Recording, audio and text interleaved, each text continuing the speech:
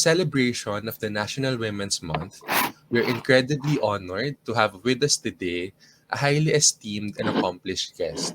She is a fellow in gender and human rights at the London School of Economics and oversees research projects on women and migration for the Global Alliance Against Traffic in Women, or GAATW.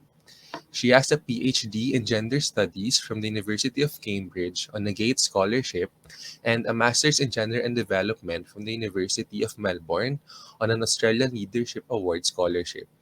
Her work is published in journals such as the Anti-Trafficking Review, Journal of International Women's Studies, Feminist Review, and European Journal of Women's Studies. Let's all welcome Dr. Sharmila Parmanan. Hello, ma'am. Hi, How are you doing po? I'm good, and thanks for having me. I'm really honored to be able to chat with you today on Women's Month too. Ma'am, how is the situation over there where you are right now, especially Uh, considering the pandemic? yeah. Oh, please call me Sharms, by the way. Sure. So I think the UK has taken a slightly different approach. So that's where I'm currently based. To the pandemic, which is aggressively vaccinate people, um, but mostly transition to making it endemic. So they've removed the mask mandate. They've removed social distancing restrictions and isolation requirements. So I think this is taking a very huge risk, but we will see, I guess, what happens in the next few months. The data will tell us if this has been successful. Yes, definitely, ma'am. We can relate here in the Philippines since we're also trying to go back to a sense of normalcy, especially considering that the elections are very near. Yeah. With regards to the elections, there's still a lot to be done by the next president when it comes to women's rights, especially considering the Duterte administration's policies on women. So, from making blatantly misogynistic remarks to instituting the deadly war on drugs that has left thousands of women without husbands and children, what do you think is the most damaging legacy of the Duterte administration on women's rights? So there are a few things that I think have been big problems, and I'm just going to walk you through some of them. So the first, I think, was it was completely unacceptable that he pardoned the American soldier who brutally murdered a trans woman, because trans women have had such a hard time accessing rights or even being seen as normal human beings in the Philippines, right? And this basically says there's no value for their life and kind of legitimizes violence against them. So I was very angry about that. The second is perhaps less about what he did and what he didn't do. There were many, many missed opportunities in this administration. So it is very rare that a president would have the amount of support and political capital that Duterte did when he started. He had a legislative supermajority. Basically, anything he wanted to do, he would have been able to do in terms of getting laws implemented or having, a legislative agenda prioritized. And there were many other things he could have focused on instead of his violent war on drugs, right? So things like focusing more on poverty alleviation, which I will explain later if we have time, is actually really a feminist issue. Or, for example, getting an abortion rights bill going. If there was any president who would have been able to pull that off, it would have been Duterte, given the support of the legislative for him and given that they backed everything he wanted, including the anti-terror law or anti-fake news law, for example. Um, his COVID response, it could have been an opportunity to highlight the role of the healthcare sector, for example, which is quite feminized. And all of these opportunities were missed, right? And we've lost time. And finally, the last thing is he's really normalized sexism with all of his comments. He's made it easy to reduce women to their physical appearances, to shame them for sexual behaviors, which is what he did to Delima, right? And that's going to take a generation, if not more, of undoing. Ma'am, so these things, for most people like me, we only notice these things that came into the surface starting in his term in 2016. But in your opinion, do these issues or have these issues already been present in our society even before Duterte? Absolutely. I think it would be dishonest and also just incorrect and unhelpful to pin all of this on Duterte. Like, there have been so many historical antecedents of these things, right? Like, machismo in politics is not something only Duterte brought to us. I mean, I'm sorry, but the Catholic Church is probably one of the original, source of patriarchs in Philippine society. They literally bullied people who were advocating for the reproductive health law. At one point, they were willing to back people like Enrile and Revilla, who are like corrupt individuals, because these people opposed reproductive health legislation. So we've always had sexist bullies in our political culture, in our cultural sites, in our religious organizations. It just so happens that Duterte was better at playing the game than most of them, and he probably did a few more strategic things, like position himself as, you know, against Imperial Manila, for example, and so that resonated with people. But I definitely think we have been grappling with sexism in our political culture for the longest time. Definitely agree, ma'am. So the next president would really have a tall order in terms of what needs to be done. Yeah. So what do you think are the three most pressing issues on gender and human rights that the next president must attend to? There's really a lot. And I don't think this is an exhaustive list, but if I had to identify three, the first thing I would say is poverty alleviation is a gendered issue. When we say women's issues, we tend to think of things like abortion, same-sex marriage, which is important, but poverty alleviation poverty has very gendered effects, right? Um, if you don't have enough food in the household, who do you think is more likely to eat less? Who do you think is more likely to take on more domestic and unpaid responsibilities? During COVID, where people were losing their jobs and we were in lockdown and people were stuck together at home, whose work burdens do we think increased, right? So when there is economic precarity, there is serious disproportionate impacts on women and girls. And so I think poverty alleviation has to be a priority. I mean, we have so many Filipino women going overseas working in vulnerable conditions. I mean, this is also true of the men.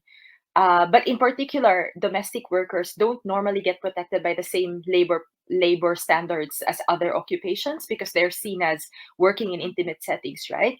The Filipino domestic workers overseas are incredibly vulnerable to abuse by recruiters, third parties, their employers, right? But part of the reason they have to do this is poverty. So I would argue that poverty alleviation is a major gender issue, actually. The second one is probably reproductive health and sexual rights. So getting a law passed is one thing, but making sure that the law is implemented rigorously and evenly is another, and we still haven't gotten to that point, right? So the president in particular is tasked with implementation of the law. So that would be, I think, something that they need to prioritize. And finally, I think access to justice is really, really important, especially after what the drug war has done to our police force. I mean, we've always had problems with the police institutionally, right? But the drug war has essentially legitimized violence, abuse, has made it harder to hold people accountable. And this is the same police force that we are relying on to protect women from violence, to protect women from crime. How do we reconcile that, right? And so we're going to have to do a lot of work in making sure that justice is accessible to women when they complain about, or when they complain about abuses, or when they file cases, for example, or to prevent those things from happening. So violence against women is a real concern. Who can they turn to in this situation? So we need a robust framework, and I'm not just talking about the police. Obviously, we need better support for DSWD for these things as well. So those would be the three things. But there are so many other things, like women, peace, and security in the context of Mindanao, for example. With regard to the drug war, no, a lot of people would say that it has disproportionately affected men only, but data also shows that women have also taken the brunt of it, especially when their husbands or children. So, what can you say on the effect of the drug war on the Filipino women? So I think even if you're right, like I think even if the people who were killed were disproportionately men, what happens to their families then? You now have single parent households, in an environment where We have inflation in an environment where people are increasingly precarious in the middle of a pandemic, which hasn't actually ended, right? So, yeah, this has disproportionately affected women and children for sure. It has increased domestic responsibility. So women now have the double burden of trying to provide for their families while grieving and while being very traumatized. There are also gender and sexual minorities and individuals who are, seen as deviant, for example, who are disproportionately affected when the police is given this much power. So I do a lot of work with sex workers. And trans women are disproportionately represented in the sex work population because they face discrimination everywhere else and they don't have family support structures. Many of them don't, right? And what happens here is if your police are able to just have a broad range of powers and discretion under these wars, they can threaten people and say, look, I'm going to plant drugs on you unless you give me money or sexual favors.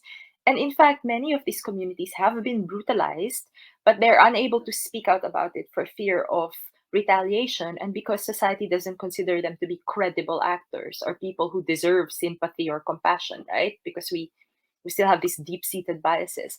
But there are all these other vulnerable communities and groups, uh, many times gender and sexual minorities, who are also disproportionately affected by increasing the powers of the police, which is what Duterte did under the drug war. Yes, definitely agree, ma'am, because left out of the narrative, so we also have to include them in the narrative. In the same regard, ma'am, do you think the current annulment laws are effective, or is it time for the Philippines to have a law on divorce? We definitely need a law on divorce. Um, so the just for the listeners, right? There is a meaningful distinction between annulment and divorce. For annulment, what you're trying to do is show that the marriage wasn't valid in the first place. That's not something that everyone can do because there will be some situations, many situations, where the marriage was actually valid in the first place, but it is just no longer working for the parties involved. So, why are we holding people to an unrealistic bar or a bar that won't apply to everyone equally, right? The other thing is, annulment is quite inaccessible, the process is quite cumbersome. So I think we do need a divorce law and we do need to make divorce easily accessible. Um, there are many reasons people might, marriages might break down. I mean, the most egregious one might be cases of intimate partner violence. If your partner is abusive or harmful towards you psychologically, emotionally, physically, you should have no obligation to stay with them. In fact, you maybe should be encouraged to consider leaving them, right? Not coerced at all, but like you must have that option on the table. um the next thing is I recognize people's discomfort with divorce because they might be worried about people entering the marriage recklessly, not taking the relationship seriously. And my response to them is we already have a lot of natural incentives to want to make relationships work. Like when you love someone, you have a natural incentive to want to make it work. If you have kids, that's an extra incentive. Your finances are intertwined with each other, there's your families, get to know each other, there's inertia in favor of staying, right? But we shouldn't artificially engineer it. We shouldn't put people in a cage and require them to stay together when it's no longer working for them. This is an incredibly invasive imposition into people's personal lives, which we should not tolerate. And obviously there are strong feminist implications as well, like women getting trapped in abusive marriages should have that option to walk away. So I think we definitely need a divorce law. Ma'am, what can you say on VP Leni's stand that she is not for divorce, although she is open to talks on legalizing divorce? But she mentioned numerous times that she is open to amending the existing laws on annulment. So I support her candidacy, obviously, but I disagree with his stance on divorce. And I welcome the fact that she is open to conversing about this and changing her mind. Historically, she has shown herself to be responsive to evidence, right? So my hope is that will be the case for this as well. Um, I At the end of the day, my brand of feminism isn't a single issue kind of feminism. Ultimately, I would still bank on a candidate who can commit to poverty alleviation and eradicating corruption, because I think those are feminist issues. But I do disagree with VP Leni on this, and I think we need a divorce law. I agree with what you said that it's not a single issue feminism that you espouse. I think we have to be pragmatic also in terms of choosing the best candidate. And having said that, abortion is also a hot button issue right now. And VP Lenny is also against abortion. What is your take on this? So again, I disagree, but I will say that I have respect for where she's coming from here, because her position has never been punitive. So it hasn't been, let's punish the women who undergo abortion. So her position was, we need very strong reproductive health infrastructure so that there are very few people who end up in a situation where they might need abortion in the first place. So it is a rights based approach, but I still think it is limited, because there will still be situations where women will need that. Your partner refuses to use contraception, or it wasn't readily available, or accidents happen, contraception doesn't work, or a woman's life circumstances may have changed, right? Like 3 months down the line, you realize you don't want this, you can't have this in your life, right? And this is over and above situations where women can't consent, like rape and all of those cases, right? So I do not think it is our place to tell women what they can do with their bodies. Um, Not to mention, keeping it illegal has led to so many unsafe and underground abortions. So if we really care about life, that's a life we should care about. Women are losing lives from this, right?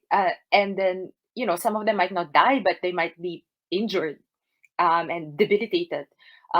So I would disagree with the opposition to abortion, but I welcome the fact that she seems very, very committed to reproductive health access and reproductive rights. And, she said she's open to conversation. I am really hoping that is the case, and we'll take her up on that when she becomes president. I think we need to keep pushing. Agree, definitely. Accountability is really important. And having said that, a lot of the candidates are pushing for decriminalizing abortion Mm. instead of legalizing abortion. What is for our listeners who don't understand? Can you briefly distinguish between the two? So my understanding is, if you decriminalize it, then you remove the penalties around it, but you don't necessarily proactively provide the service, right? So it might not be part of your insurance coverage to be able to access it. The government might not necessarily invest in infrastructure to make it available to you, or they might. A lot of times, the lines between these two are a bit blurred, especially in the context of abortion. But decriminalizing is still such an important step, because it would mean removing the penalties, right? So medical practitioners um, who perform it are also not going to be punished if this is proper decriminalization that is taking place. So I think that would still be quite an important step. Ma'am, how do you think the next president should navigate through a topic as sensitive as abortion, especially considering the Catholic Church's stronghold in our society? I think when deciding policy, there are two very important, like, stakeholders or audiences that should have primary consideration. One is the stakeholder directly affected by it and disproportionately affected by it. So that would be women in vulnerable situations who might actually need an abortion. So if there's a woman who says, I can't ever imagine myself getting an abortion, I don't think I would ever need it in my life, my conscience wouldn't allow me, then you're not a relevant stakeholder, right? No one is asking you to undergo an abortion. The kind of women we should be talking to here are the ones who imagine themselves actually potentially needing this, right? Or who are in a position where this might be necessary. So I would say, talk to the stakeholders more directly. They have more claim over this issue.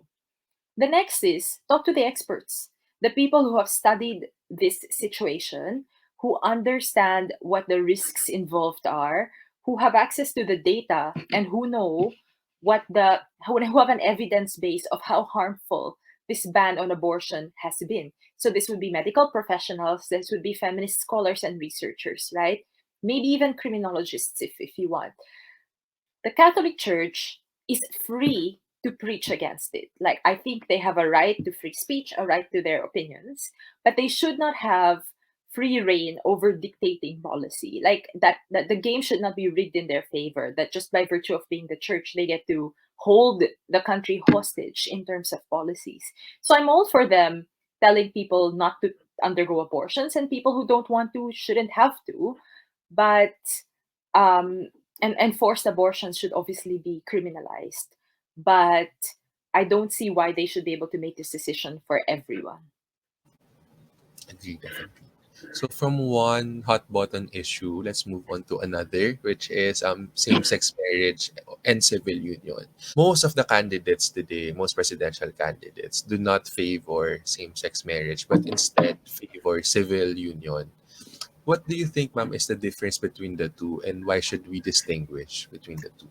So I don't think that distinction should be drawn. Like, I think people should be given the the choice should rest with a couple. It shouldn't be pre-decided by the state for them, right? So if there is a couple that says we don't want marriage because of all the religious trappings that are associated with it, and etc., etc., whatever reasons they might have, and therefore we would rather stay unmarried, cool, more power to you. They should have that choice. If they say we would rather have civil unions instead, good, they should have that choice. But that choice should rest with a couple, right? It's not the state that should be making that distinction, and certainly not like not these politicians. So I think once you have a different number of options on the table for different people, where some people have access to the full range of options, but for other people you are capping or limiting the number of options they have, then you are sending a message that there are hierarchies of humanity, right? That there are hierarchies in terms of relationships and love and legitimacy of relationships. Even if that is not your intention, the moment you institute a disparity in options, or then you are sending that message. So I wouldn't be okay with this distinction if only for that. So my argument is the full suite of rights that are available to heterosexual couples should be available to other couples as well. Ma'am, what do you think should the LGBT community in the Philippines should do in terms of having this issue progress in terms of having a law on same-sex marriage or civil union, because it's been a long time coming and the community still hasn't achieved a major breakthrough in terms of having, example, the SOGI bill. There's still a lot of work to be done. Whatever I'm about to say, I first want to caveat that as a straight woman, my opinion is less important than the opinion of the people from the community. So I am speaking as an ally, but I also know my place. So I want that to be very clear.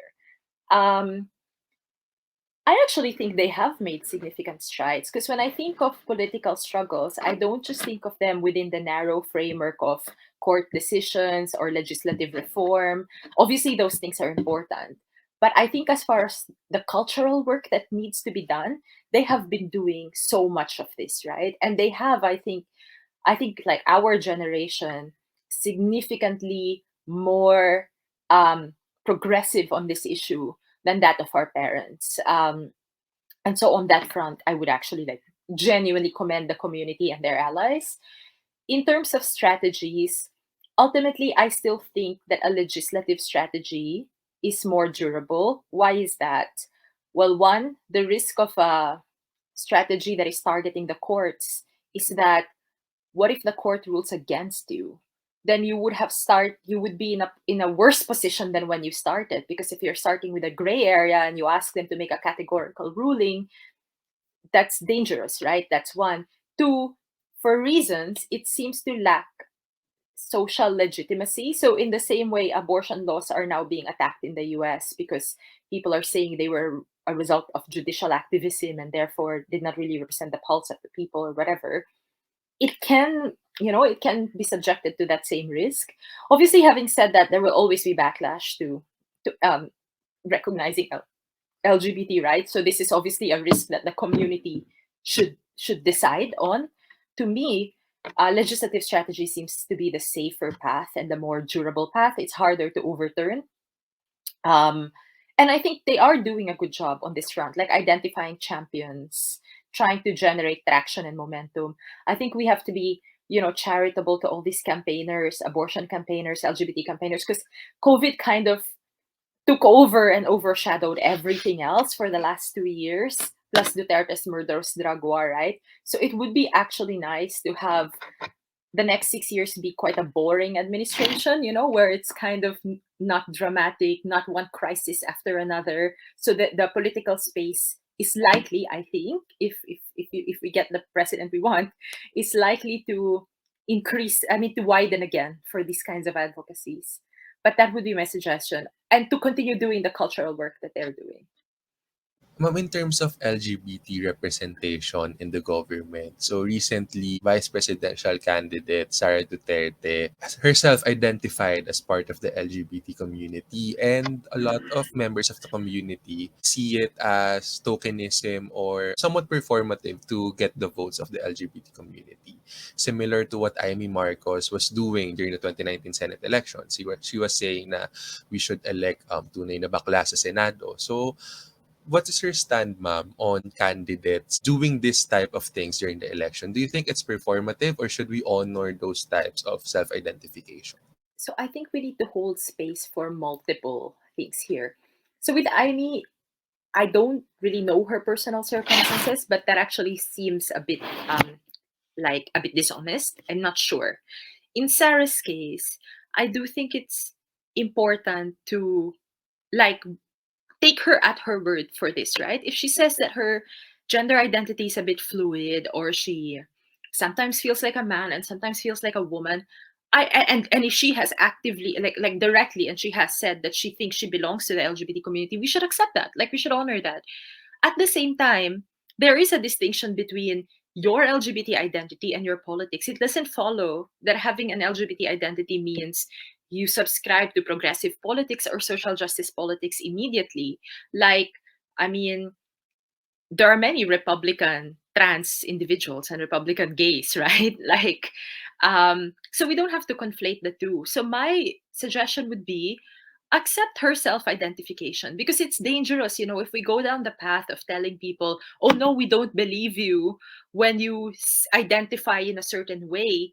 That can so very easily be weaponized against us. Isn't that exactly what we are fighting against as progressives, right? Like, we don't want a world where a gay kid tells their parents, hi, I'm gay, and the parents go, no, you're just imagining that, you just want to feel cool, or there's just like a contagion effect in your classroom or whatever, and no, you're actually straight. We don't want that. Like, that's not the world we want. The world we want is where people's self-knowledge of their gender and sexual identities are upheld. So even in cases of people we don't like, we need to extend that same recognition. But that doesn't mean we have to support her politics at all. Like, in fact, it's a good space to actually call her out on it. So where was she when her father was literally legitimizing the murder of a trans woman by forgiving the killer, right?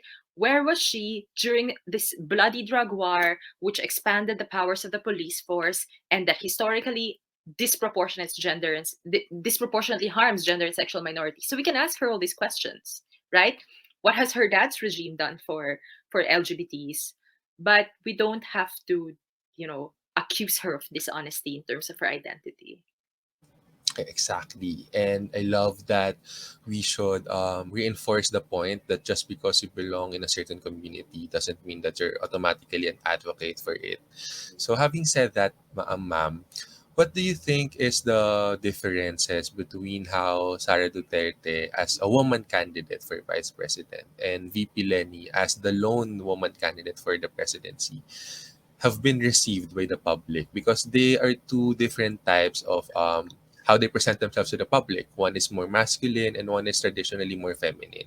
Do you think those images damage the way that they present, the way that the public perceives them? I think it does have an effect. So let's start with the distinction between how the how they present, right? Like, I agree with you that Lenny is more normatively feminine, I guess, whereas Sarah transitions. And actually, it's only fairly recent that Sarah has been deploying some femininity. Her image was always like kind of tough on crime, or like this boss who got things done, right? Not necessarily saying she has, but that's the image.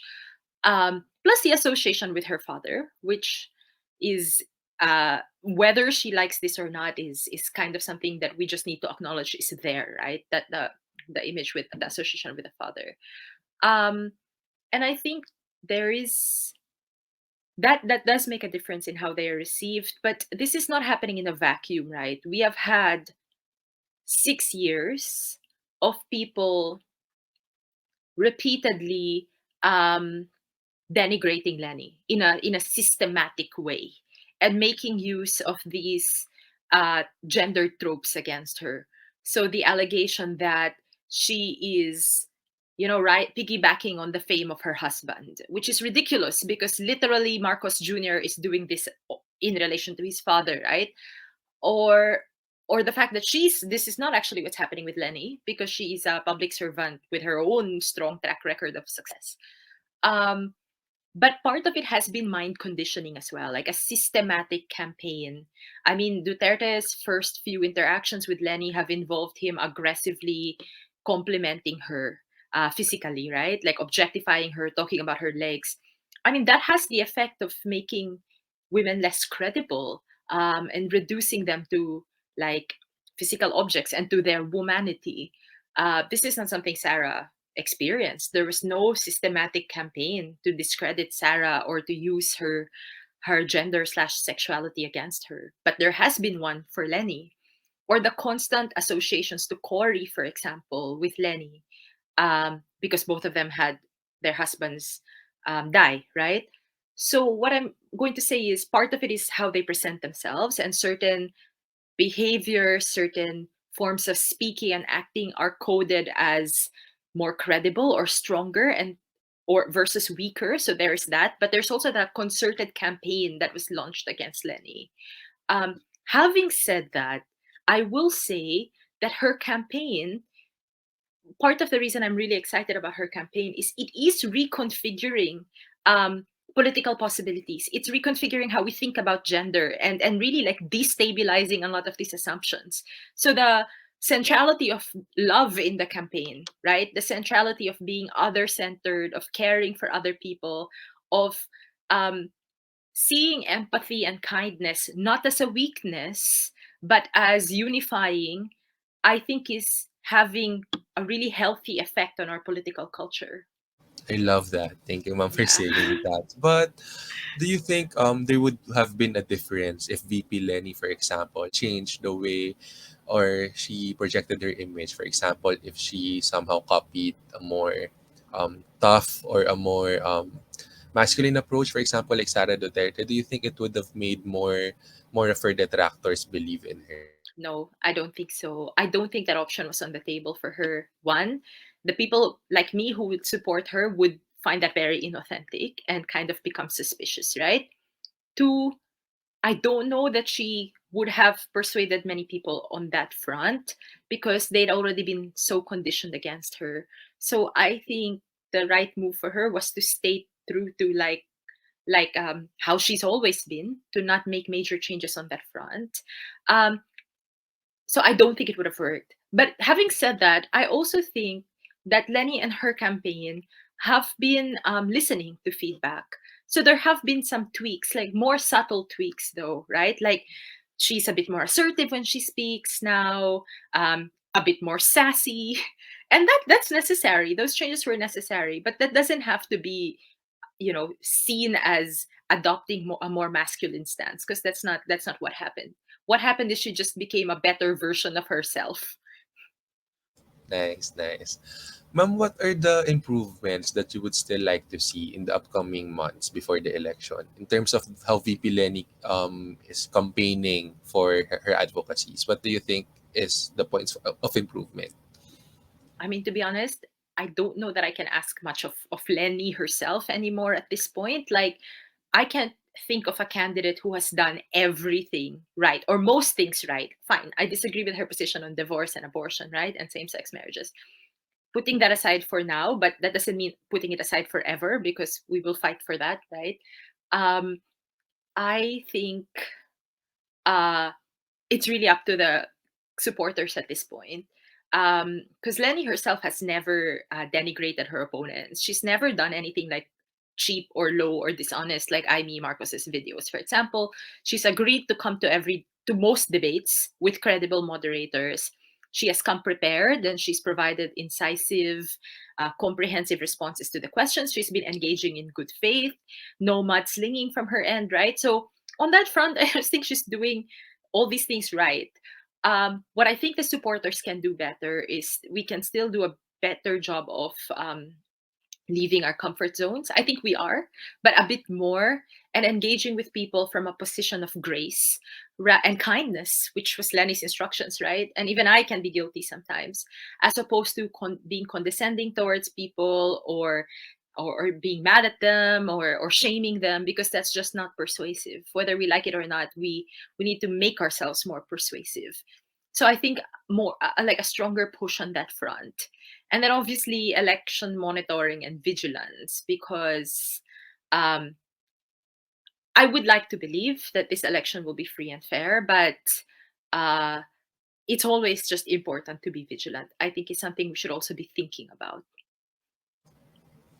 So, ma'am, with all the issues that our country has been facing in the past years and in the past decades, and since this elections is the fight of a lifetime for many people, including our generation, why do you believe that the last man standing in the 2022 presidential election should be a woman?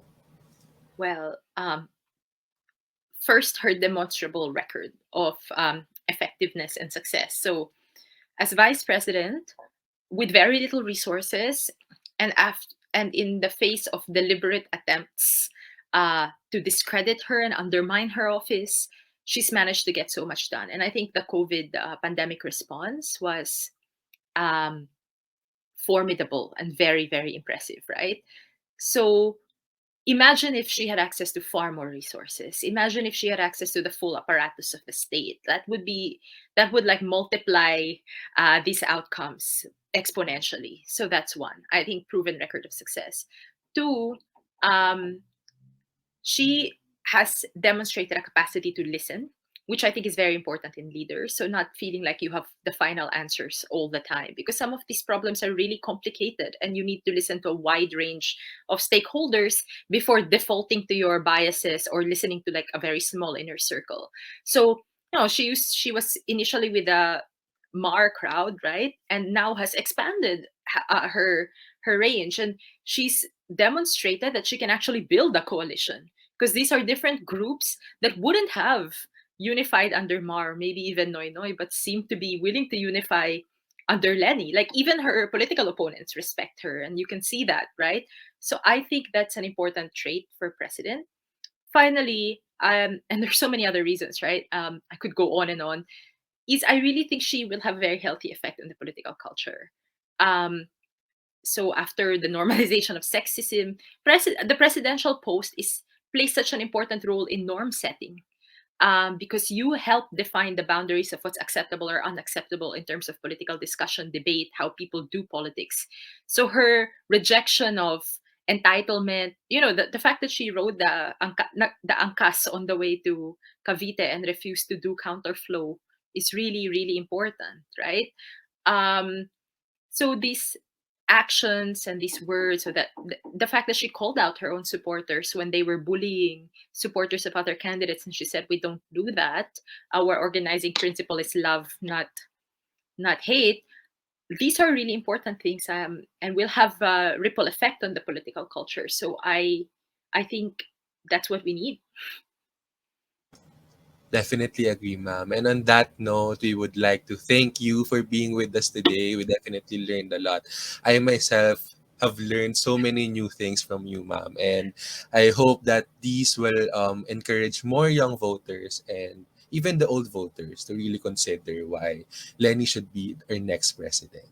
Thank you so Thank you. much, Ma'am Sharmila. It Thank was a you. pleasure to have you. Thank you, ma'am.